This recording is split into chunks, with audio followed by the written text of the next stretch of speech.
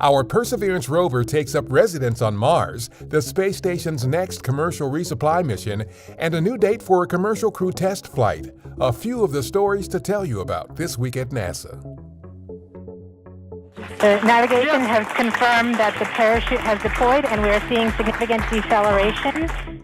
On February 18th, our Mars 2020 Perseverance rover mission safely touched down on Mars. Touchdown confirmed. Perseverance safely on the surface of Mars, ready to begin seeking the signs of past life. The rover landed in Jezero Crater, a region targeted for the excellent opportunity it presents to accomplish the rover's primary goal of finding signs of past microbial life.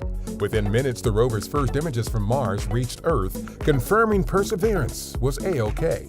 And even more images followed, including amazing views of the rover's descent captured by our Mars Reconnaissance Orbiter, and stunning views from onboard the lander showing how descent appeared from the rover's point of view. You have to somehow believe that you can do it, or else you'd never try to put a car on the surface of Mars, right? It's crazy. But there really is no good way to describe that moment when it's over and you hear those words, touchdown confirmed. This is the most advanced NASA rover to make the nearly 300 million mile trip to Mars. It's loaded with groundbreaking technology to help pave the way for future human exploration of the red planet.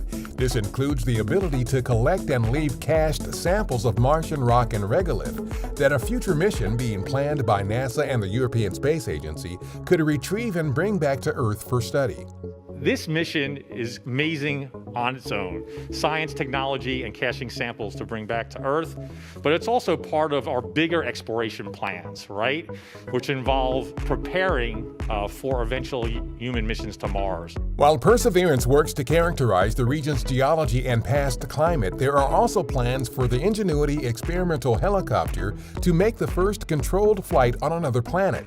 Having a flying robotic explorer could be a huge benefit for a human mission on Mars. Being able to fly will enable us to get to places that we cannot get to with rovers and astronauts, like sites of steep cliffs, deep inside crevices, areas of high scientific interest. It will be game-changing.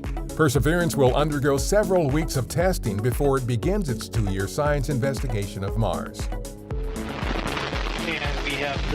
The February 20th liftoff of Northrop Grumman's Antares rocket and Cygnus spacecraft from our Wallops flight facility marked the start of the company's 15th resupply mission to the International Space Station for NASA.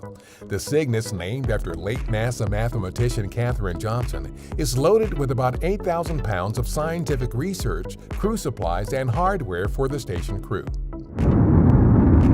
An uncrewed Russian Progress supply ship arrived at the space station early Wednesday after launching from Kazakhstan on February 14th with just over a ton of nitrogen, water, and propellant.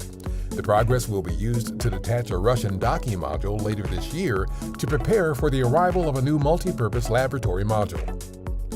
NASA and Boeing are now targeting no earlier than Friday, April 2nd for the launch of Orbital Flight Test 2, or OFT-2, the company's second uncrewed flight test of the CST-100 Starliner spacecraft to the International Space Station.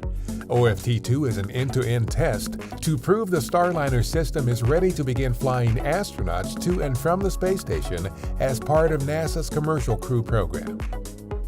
A lightweight robotic crane first designed, built, and tested at our Langley Research Center more than a decade ago is being upgraded with a suite of quick interchange tools, giving it Swiss Army knife-like capabilities that could prove quite useful on future missions to the Moon. It can be used as a hoist or forklift to lift payloads weighing as much as an elephant, or for jobs requiring a bit more dexterity, such as scooping regolith or welding. The technology is also scalable to fit any size lander, vehicle, or surface application. That's what's up this week at NASA. For more on these and other stories, follow us on the web at nasa.gov/twan.